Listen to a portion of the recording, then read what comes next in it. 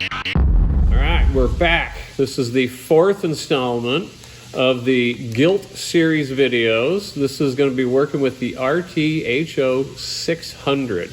This is an assembly tool. So we've done a lot of breaking down, we've done a bunch of cleaning, and we're ready to reinstall all the parts and make these things work again. This tool is an absolute must-have. Now, I'm going to show you how to make a special little tool to save you time and create way more accurate builds. And that's going to be in this video as well.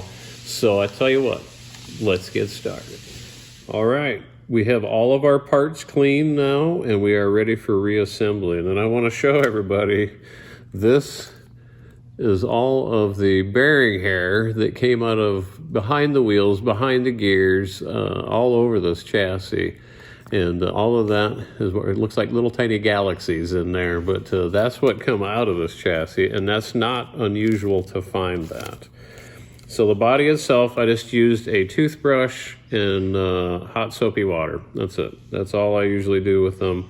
Everything else went through a ultrasonic cleaner, and the metal parts were in ammonia and Dawn dishwashing soap for a very short period of time. It only takes a couple, 3 minutes. Do not go too long. It will start to attack the metal.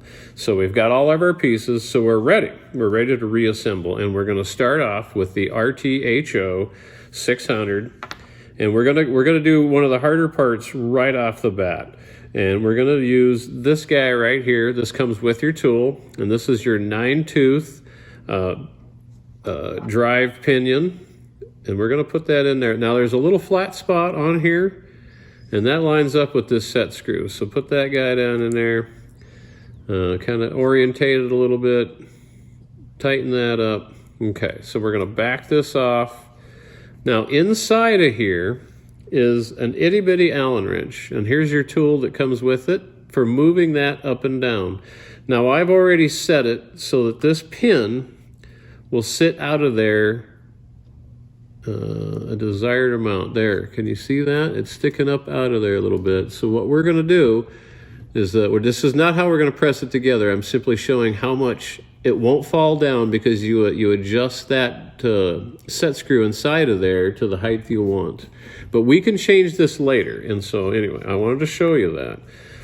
And so we're going to take our 9-tooth. And if you didn't disassemble this part, you don't have to worry about it. When you rebuild these cars for racing or performance, really look at this gear hard because it really wears fast. I set up cars that I race, and in no time, that gear is wore out, and then all the work you've done to set the rear end up is gone, because as those teeth wear, it creates space in there. Now, luckily, there's a divot in the end of this shaft here, and so I'm just kind of holding it over with my finger and trying to get it to align. This is a bit of a pain in the butt. There we go. So now we got it aligned. Now we're going to press this in. We're going to just gently go until we feel it stop. So if you were replacing this gear, this is when you would be doing it. If you've already inspected it and you feel that it's good enough. Now I'm stopping it with my thumbnail to keep it from spinning. All right. Right there. I just feel it stop right there. So we're gonna back that out. Now that is as easy as you're gonna try and put one of them together. I mean, outside of beating it with a hammer. Okay, so there we go. And that's all assembled. It's pressed in. Sticking down a little bit. Okay, now the next step, this is an important step. I told you guys I was going to show you something that you should make on your own. It's not commercially available that I'm aware of. And I went and bought the cheapest feeler gauge set that I can find. And because I want to create a tool that's going to save me time and create consistency in my builds. And so what I did is I went and bought this tool because I was looking for the 6/1000ths. Now I use 6/1000ths. You can use whatever you want. 6/1000ths is what I've decided I like. And so in doing that, what I did is right here. I've taken that I've created a slot in there, and then this had to be narrowed slightly. And this is where we're going to use this. This is going to be an important tool. You can do this at home, and don't be afraid to just create tools. Try it. And so we're going to do this. The next step in the reassembly. Okay, we got to change our anvil, right? We're done with that. Let's back that off. Let's let our anvil run out. Okay, so we're done with that guy. Now we're going to go to the 24 tooth anvil. That's the biggest anvil here. Comes with your tool. Once again, flat spot. Orientate that to your set screw to hold it in place. Now, this is an important part. There are notches on each side of this 24 toother. When we press this together, these rails need to line up with that. Any other position and you're going to damage stuff. Okay, so here we are. We're ready. And okay, yeah, we're ready. And we're going to put this in. We're going to orientate that. I want that part up. That means it has to face down. So we're going to put that in there. We're then going to take our plate. Pinion goes on the bottom. Now remember, we're just doing a rebuild here. We're just doing a rebuild, clean up. We're not building for performance or anything like that. Now here we go. I'm going to line this all up. The sides are lined up with that. I'm going to bring my driving tool down. And you kind of have to just wiggle stuff so it gets lined up. And see, I'm not lined up there. Like I said, luckily there's a divot in the end of that driver. Whoa, there we go. There we go, all of a sudden. So, okay, so we've got that assembled. So now right here is where I'm gonna use this tool. I really wanna take this off though. Let's just take it out of here. Once you disassemble these, without using the shim method like I'm gonna do right now, you would basically have to press, take it out, check it, press, and keep checking it. But this is going to save you so much time. Now this one's 6/1000ths. I've tried 8. I come back to 6/1000ths. If you're just doing a rebuild, 8's probably just fine. Now remember, this has to go in the back, underneath the gear, in between the plate. So we're going to let that sit in there. We've got everything lined up. We got to make sure our plate's lined up with those cutouts. And we're going to start. Now, Doug was telling me that he has a vise that he uses, which mounts this tool, and then you can use both hands, which is just a great idea. So here I go. I'm starting to press now. I'm starting to feel some resistance. There you go. I can just feel it go through. Keep your shim in there. Here we come. Now, what I do is I press till I got resistance. It stopped. Give it just one more nudge. This is why I use 6 and not 5. Ultimately, I'm looking for 5/1000ths. So we take that off. Our gear is installed. Now I see what happened too. When we pressed this, our gear came back through, but watch this. We're going to fix this. And so if I pull this out of there, look at that. We are set. We've probably got 5/1000ths. Now I'm gonna show you something on the RTHO 550. I'm gonna show you a cheat on that. Okay, I've decided I don't like how much, well, wait a minute. I take that back. If you change the position of this pin, like you press it down or something like that, you got to make sure you've got this shim in there, but you can do it. We're going to run this guy up. I'm going to take this plate. I'm going to start that in there. See how it's in that hole now?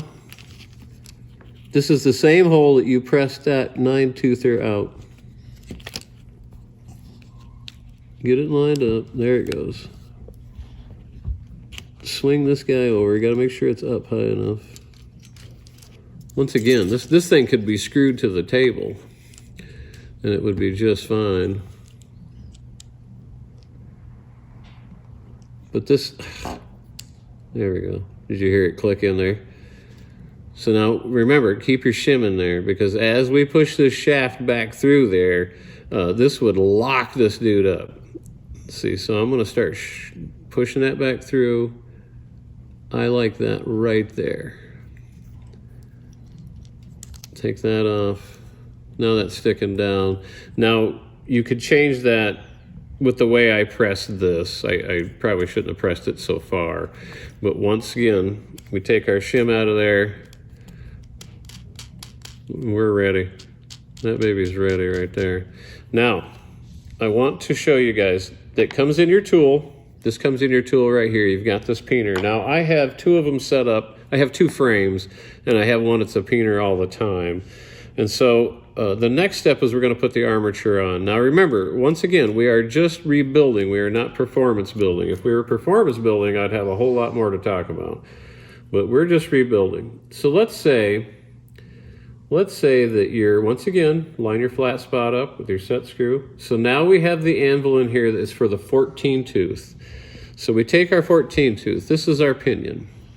Or I should say our armature gear. So we'll put that in there. And I was talking to Al, and I was asking him, Al, do you peen both sides of the gear? And he says, nah, I just peen one side of the gear. And I was like, oh, okay. Now remember, just a little bit of resistance, and then a little bit more. Now remember, there's multiple ways of doing things, and some of them are right and some of them are wrong. And my way is right. Okay, so just letting you know. And now you can see where that's been peened. It's got a little bit of a nice smooth spot around the inside. And now, of course, we're going to do both sides. And so I'm going to slide that back in there and just turn this down. But this thing is, because it's so nicely aligned, it just does an excellent job. And so you get one of these armature gears that falls off. This is how you fix it. Okay, so that's nice to have two frames because then you don't have to swap back and forth. Okay, so now in your kit, we're going to take our 24 out because we've got that assembled. And then where's my other one? Did it roll off somewhere? Oh, I must have used it in mine. That's what it was. Here, we'll take that out of there. Okay, so once again, your anvil for the 14 tooth. Line up your flat spot. Okay, so we're ready. Now we're going to put the armature on. Now, if we're performance building, holy buckets would I have a lot to talk about right here. But because we're just rebuilding, this is how we're going to do this. Okay, orientate your gear.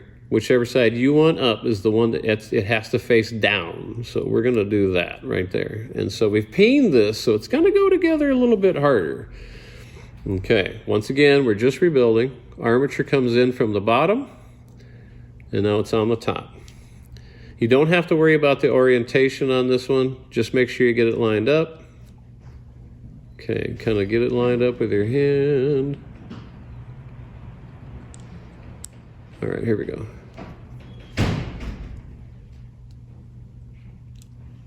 All right. Now, one thing I do is as I put this together, I kind of rotate the armature. There we go. To make sure that it's going straight down in there. And so we're going to go ahead. Oh, I almost forgot. This is where we put our shim in place. Once again, we put it between the gear and the plate. And then we're going to start to press this.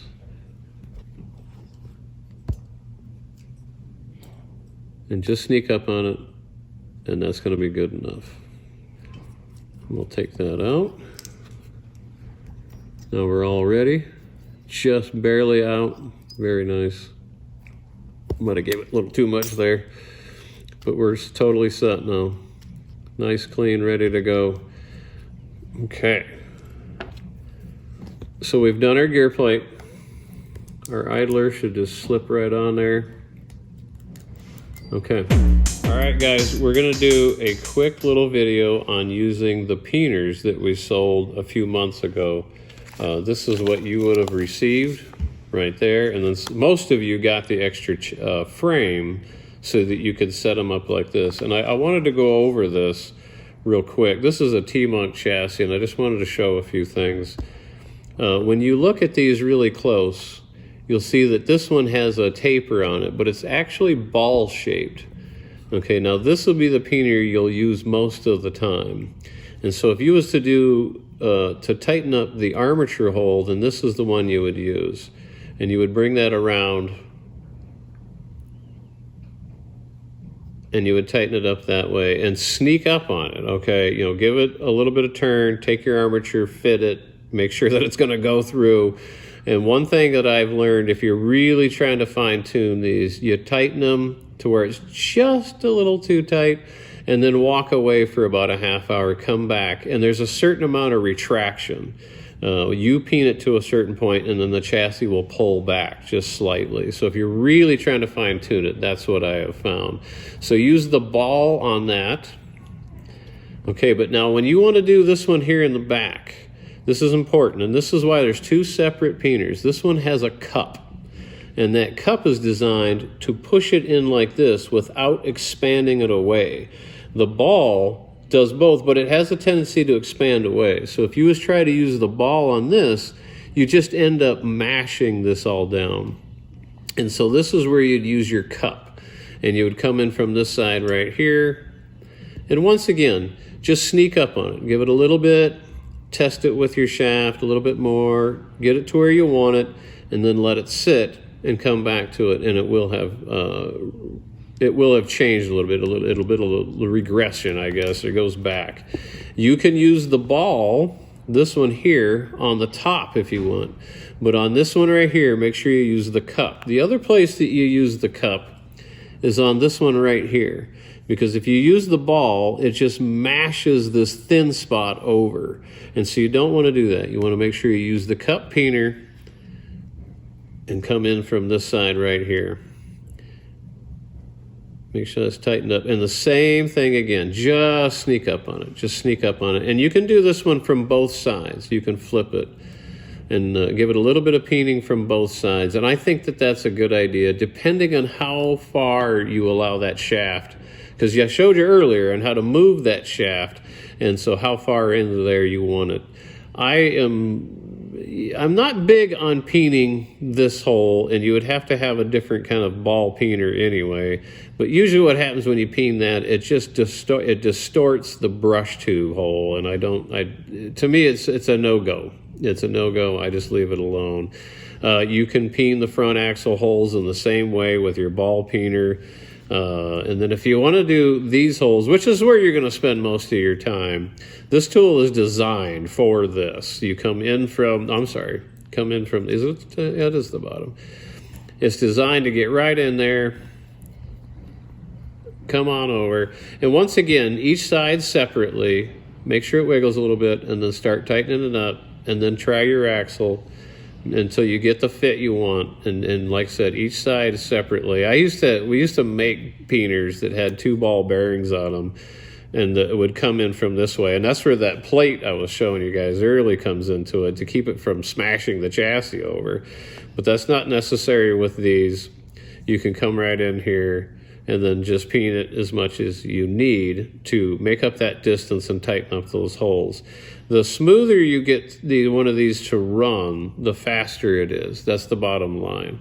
And Cheech Wizard had a saying. He says, it's like racing Swiss watches. And it's true. You know, the better you get your gears to work, the better you get your axles to work, and stuff's not vibrating and moving around. The quieter the car gets, the faster it gets. All of the vibrations created within this chassis go right to the pickup shoes. If the pickup shoes are bouncing down the rail, then the car is only capable of so much speed because it has interrupted power.